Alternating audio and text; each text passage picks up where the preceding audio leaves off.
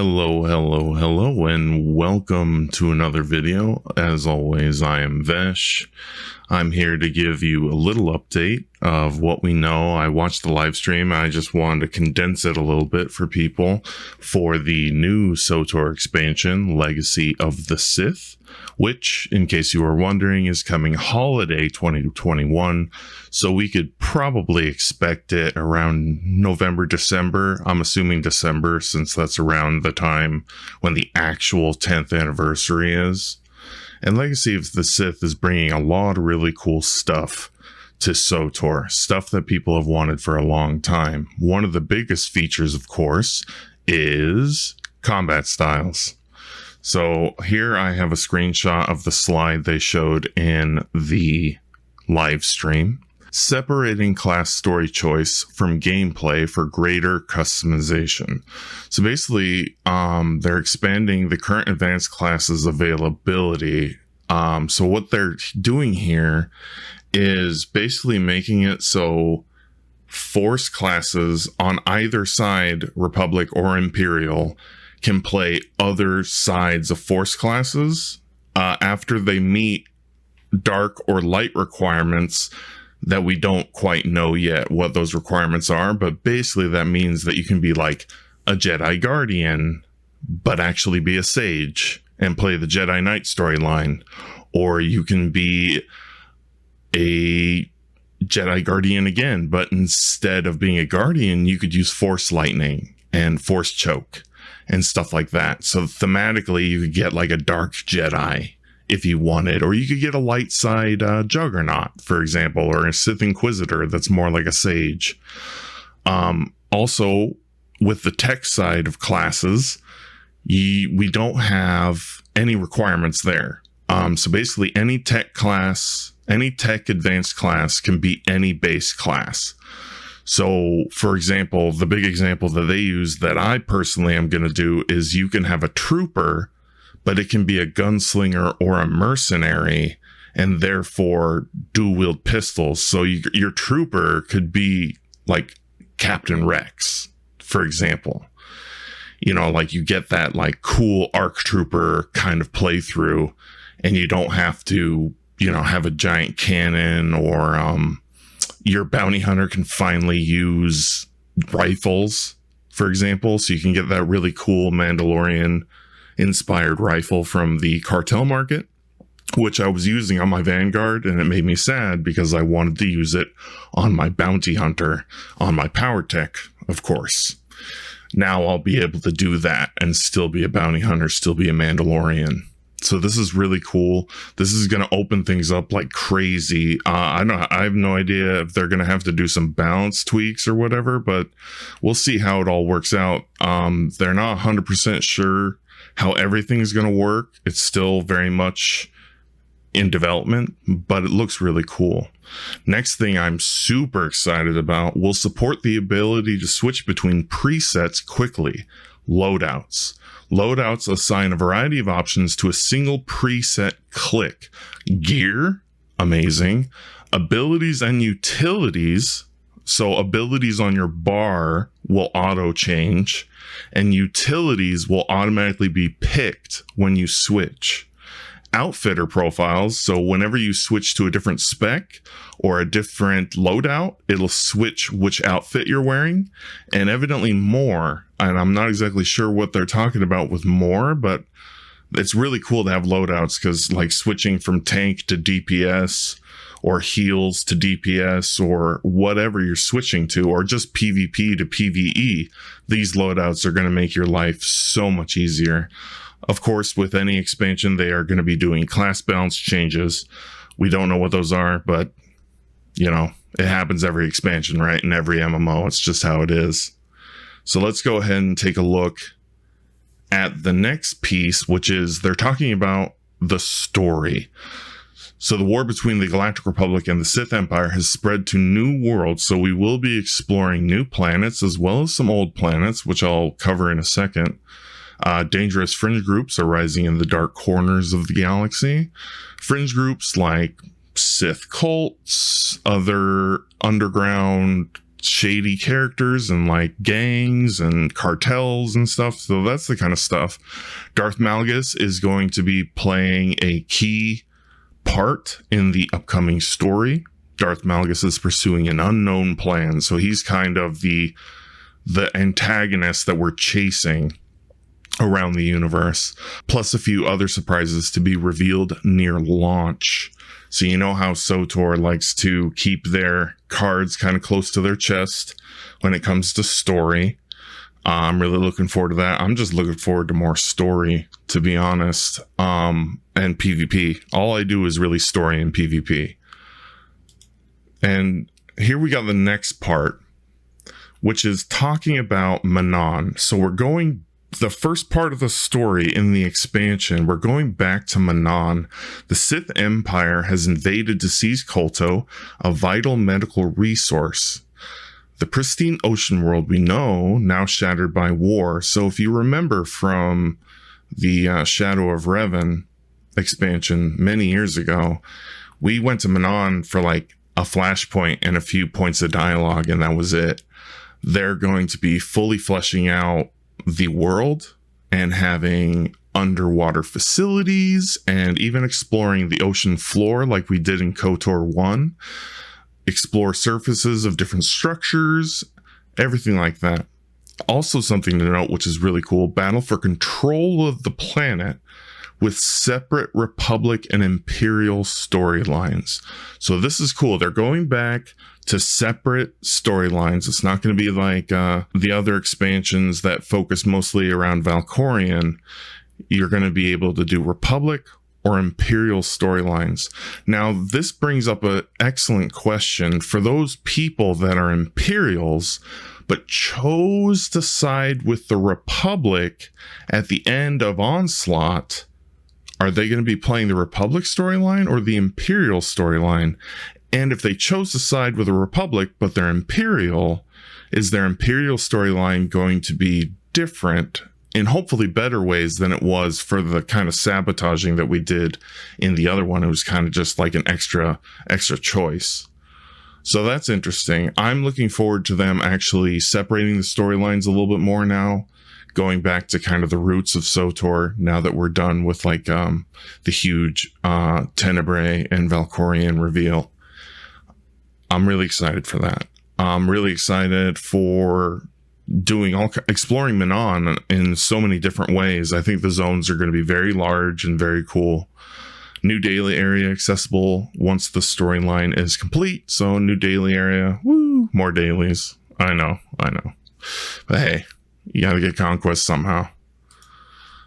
All right, here is the next part, which they're talking about Elon, which is a world close to Droman Kos that houses a fortress of an ancient Sith whose existence was wiped from all records. So the entire planet has been wiped from all records, Elon, and it is close to Droman Kos. This is where a main flashpoint is going to be taking place, with the ruined fortress being the flashpoint. Malgus has been collecting relics created by this Sith, this specific Sith that's been removed from history. You're here to find out why. Available in all difficulties. So this is a cool addition, a roster.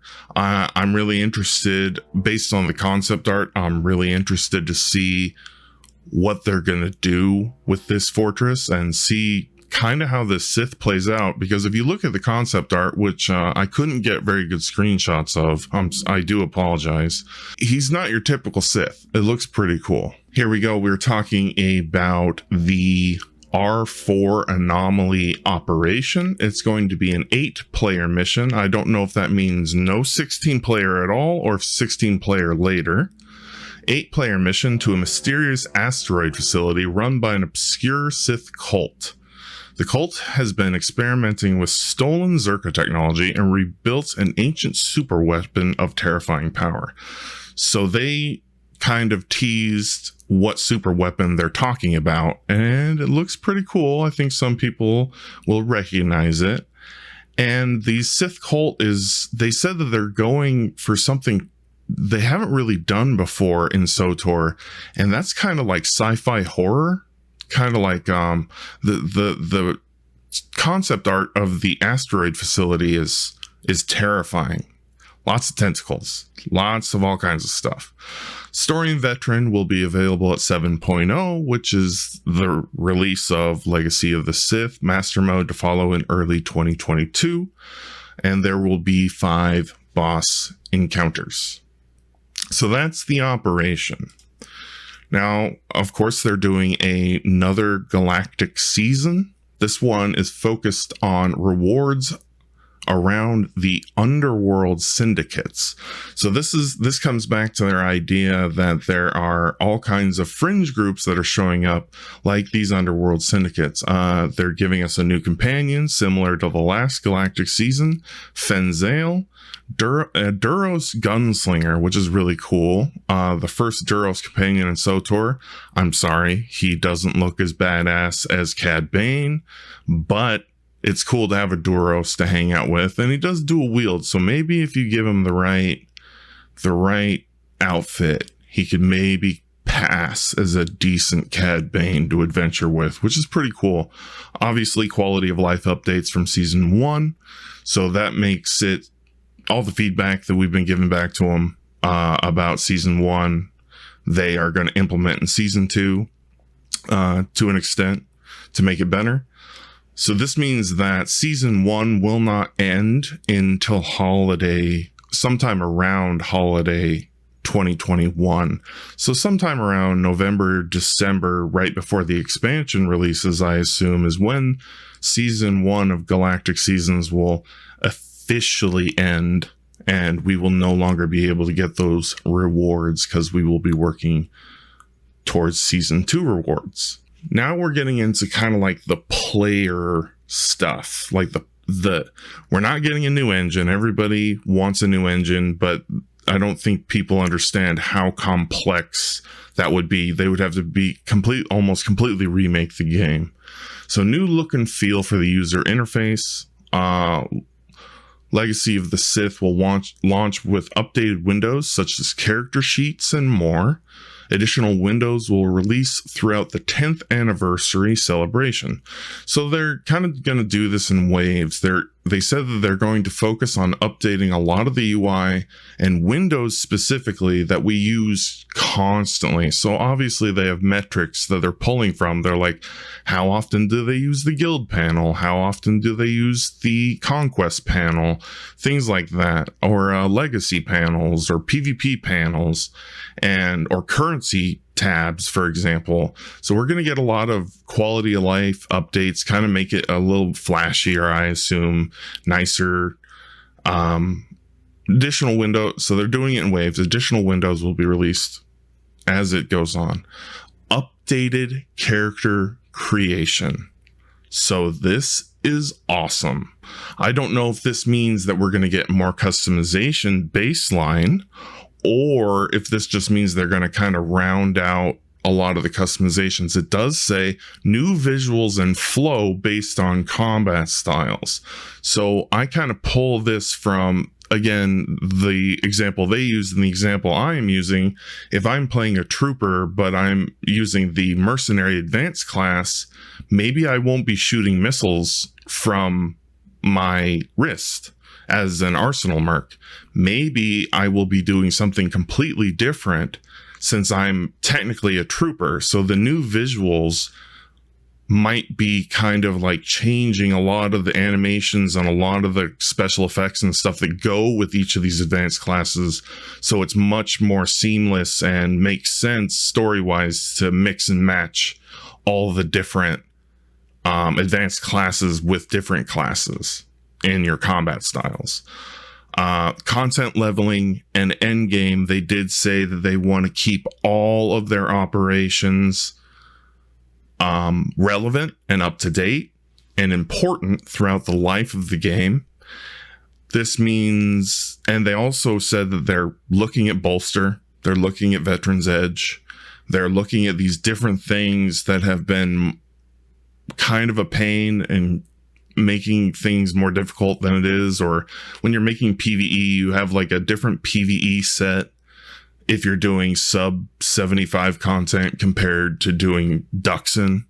So I hope that they work on that, because it would be really cool, you know, if like different things weren't like capped out. For example, like power and mastery. Like, I don't like working on my gear and then being like, oh, well, this is all this work I did was worthless. And you guys know I enjoy min-maxing my gear, as my last video, I know, which was last year, completely delved into the concept or explained everything you needed to do to properly min-max your gear specifically for PvP. So this is what we're getting. Holiday 2021, I'm assuming November, December. Legacy of the Sith, we're getting new story and 5 new levels. So we're going up to level 80. We're getting combat styles, a whole new planet, Manon, new flashpoint, Elon, new operation, R4 Anomaly, the start of the UI and UX updates, new character creations, character sheet refresh, Galactic Season 2, and more. Now, something that they did say in the live stream but didn't have in the slides, unless it is in the next slide, is they are doing under the hood engine changes and updates to make the engine more modern, and they're also increasing visual fidelity and graphics. Now, they didn't say exactly how much and how much detail they're going in, but if it's any indication, the cartel market items that they've been making have been getting more and more complex with more and more textures and different things like that. So I'm expecting some really cool engine updates to kind of streamline the game, as well as some really cool visual updates to just make the game prettier. It is 10 years old, so if they can make, you know, my lightsabers and everything prettier while I'm waving around, I'm all for that.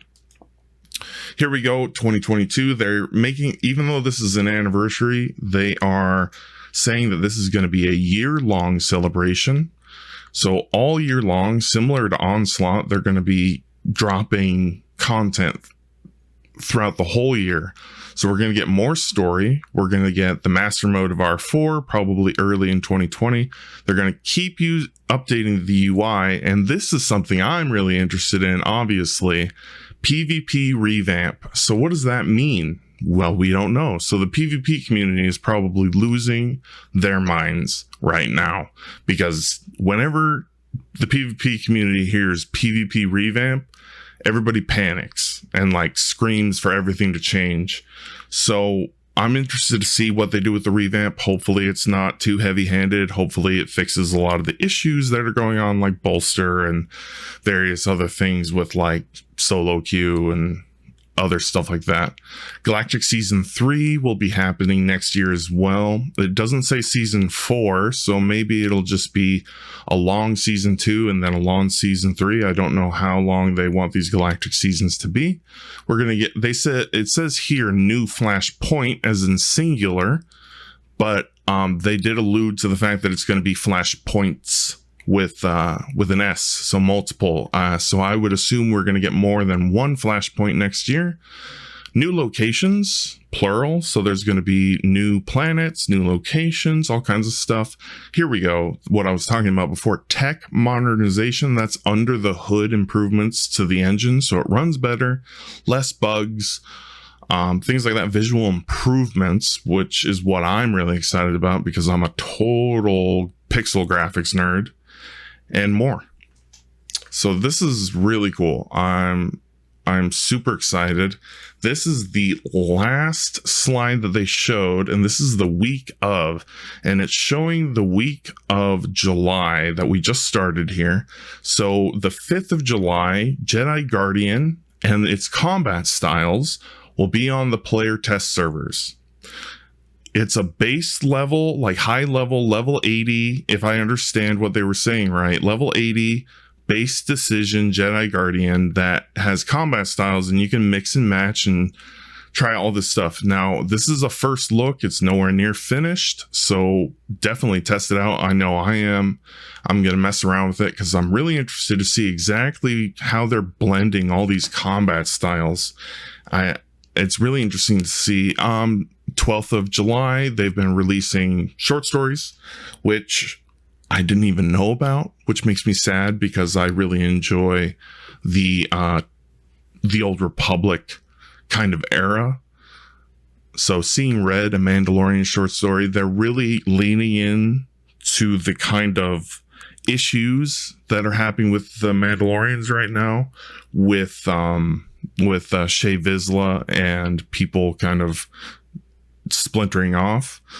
There's going to be dev team feature July 19th with Ashley Rule, who is the lead of the SWTOR cinematics. And if she's been the lead of the SWTOR cinematics for the last few years, I think she's been doing really well, because I think the cinematics are fantastic. July 26th, looking back on Manon, just our little Manon, how it's been used in KOTOR, KOTOR 2, SWTOR, everything like that. August and beyond, they said that they're going to try and do weekly, or at the bare minimum, bi-monthly or every other week content and updates leading up to the launch. They said that they're going to reach out to content creators and try to get some interviews with some of the staff, which would be super cool. And they're going to be continually rolling out probably mostly the combat style stuff on the PTS. So I am super, super pumped for this.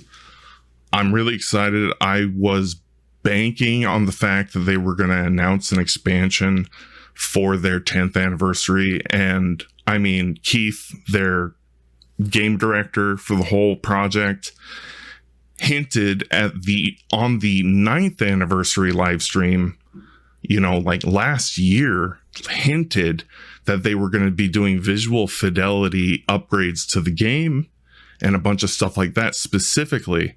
And I think that's really funny, because that means they've been working for probably about 2 years on doing these visual updates to bring the engine into modern times. So we might get a really different looking SWTOR than we expected. Not a new engine, but it might look a lot better. I'm trying not to get my hopes up, but that's what I'm banking on. Anyway, I just wanted to kind of give this general overview. I kind of left my thoughts out for the most part. I'm just generally excited. I know that a lot of people are doing a lot of different things because of Galactic seasons, and some people are taking breaks. A lot of people are coming back, especially now that a new expansion's been announced. I'm pretty sure a lot are coming back. So I did want to say that my guild that I am a part of, the Eternal Order on Satele Shan, is always recruiting. We are a very large guild. We are a multi-faction guild. One guild per faction, and then we also have alt guilds. And we keep the guilds almost capped throughout the week. So we have hundreds upon hundreds of members that are active. It's a big community. We do like guild events, and every Saturday we do a guild meeting and a guild event. And sometimes we have upwards of 150 people showing up, so much that we can't even fit them on our guild ship because it has a cap, I think, of 120, 125. And that's very rare. Most of the time we're running around 110 people at the guild meetings. It's really cool. It's a lot of fun. It really made joining this guild last year is really what made me stick with SWTOR. So if you're looking for a home, I highly suggest reaching out. You can find the Discord and the website and stuff in the description below. And so now that I'm done nerding out and gushing about my guild, I will leave you with this. I'm excited. I'm super pumped for this expansion. So let me know in the comments below what you think. What are you most excited about? I'm pretty pumped to kind of play a Rex, like a trooper, like a female trooper, so I can have the femshep voice, right? So I can have Jennifer Hale be the voice, but I can get the combat style that I really like from my mercenary. So I'm really looking forward to that. I think that's going to be super fun and super cool. So anyway, and as always, I will try to get more into making some YouTube content. But as always, I'll see you in the next one. Might be for a while, might not. Guess we'll just have to find out. Take care.